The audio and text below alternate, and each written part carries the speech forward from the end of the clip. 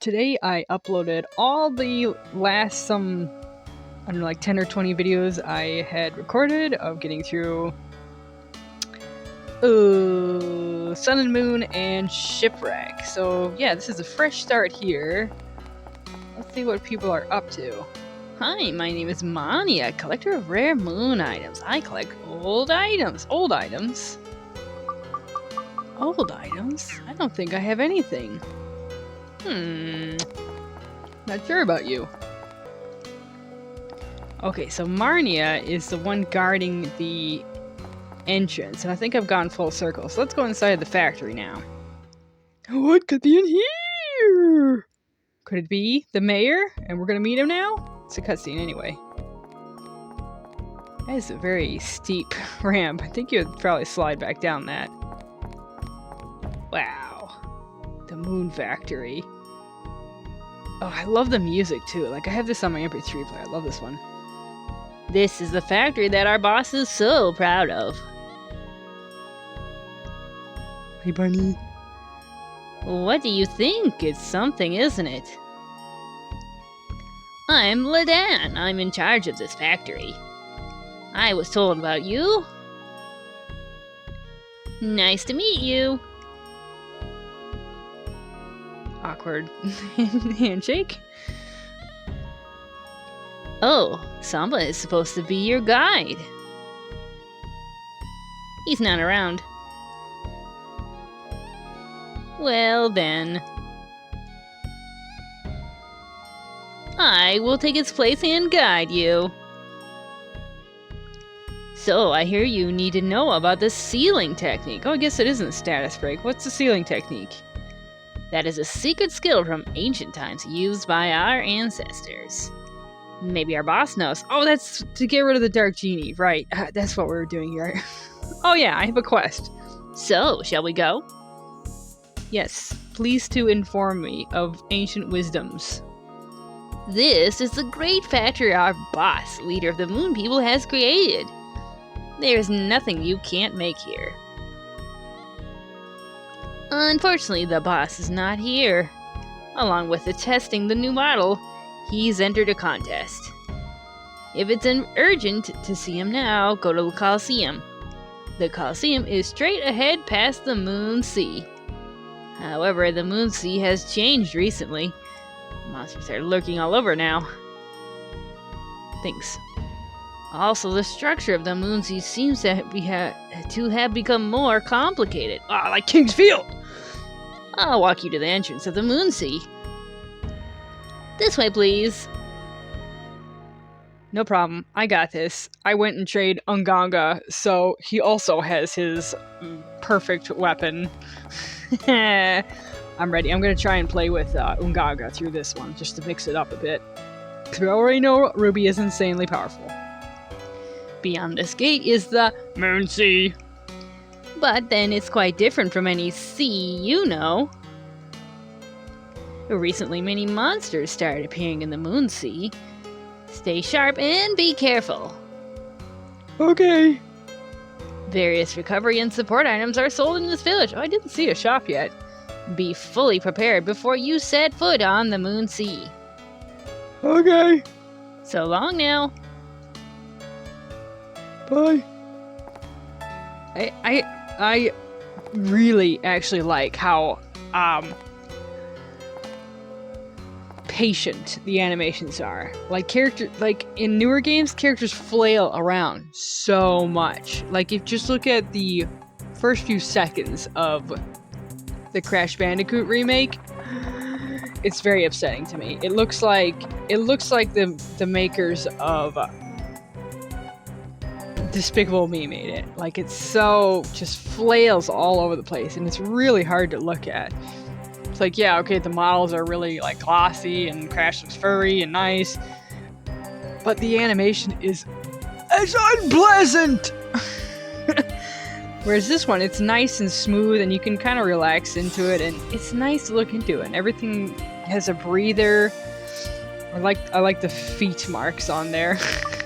Everything gives you a minute to breathe, and it's nice.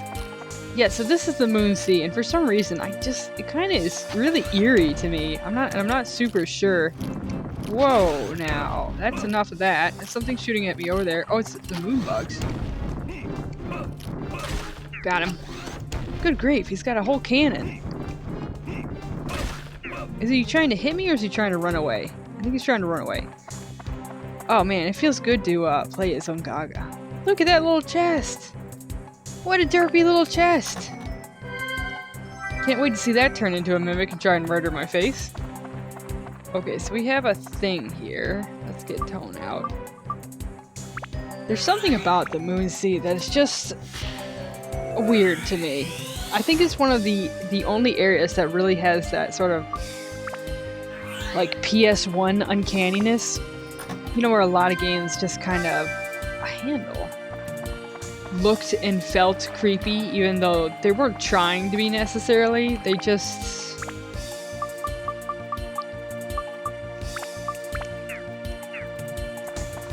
had a certain, like, a lack of detail that, like, left room for imagination.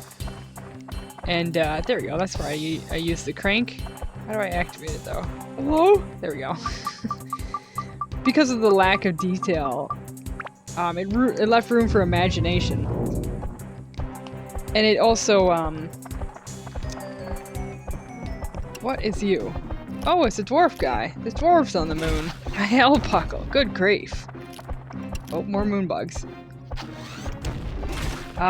You'd have things that looked like this, where it'd just be wide open and you couldn't really, like, you know, you'd be in a very confined space, but it would try and give a sense of bigness.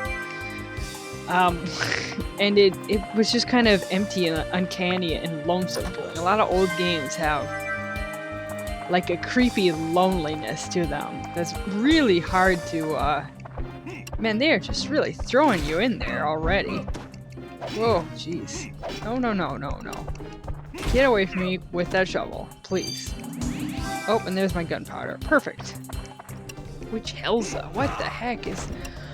Whoa! Dude, do not shoot fireballs at me. This place is insane. Okay. Cats? I assume that's a cat jumpy spot? It is a cat jumpy spot. Sorry, go on. I still feel bad for not using her at all, but it was time to do something with a new character that I've never played for. And I always admired Ungaga. Like, you always gotta pull out the characters to do their little, like, he has the little smoke thing he's gotta do with his little, like that. And I always just really appreciated his animations, and just everything about him is really cool. Like, he's a very cool character and is really underrated. So it was about time to, oops, no, not you. It was about time to pull him out and give him a fair shot. Or I should recharge everybody's water, probably. Yeah, but there's something about the Moonsea that's very distressing. And I think it's that sort of PS1 bigness, where it's actually, like, you're actually in a tiny area.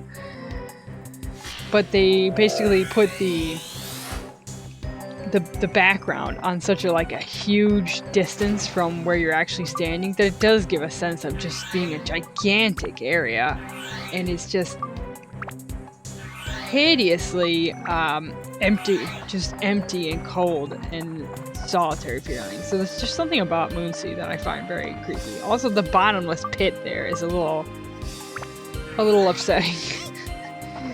It really feels like anywhere else. I mean, more than anywhere else, rather. It feels like this is the place where you really are just alone and in danger. And Tone and his friends really could, like, die out here. And this is, like, the only spot that really makes me feel like that. Whereas everywhere else is like, okay, I'm in a dungeon. I can just go home, go back to town, or go home whenever I want to. Whereas here, it feels like you're really just, like, in danger and alone.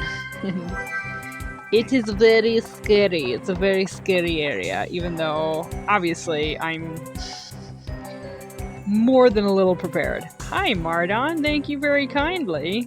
What did we get? I don't need anything, but what do we get? Ah, another one of those. That's not a big deal. not need it.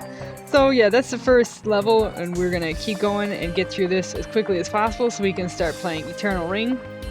I'm always happy to play Dark Cloud. I love it to death, so I'll be sad when it's over, but I also really want to see how much we harm the Dark Genie with as powerful as I am at this point. And I don't think I'm going to train up the weapons any further. So I think this is pretty much what it's going to look like, other than however much we level up going forward, just finishing off the last 2 dungeons. And then I probably won't do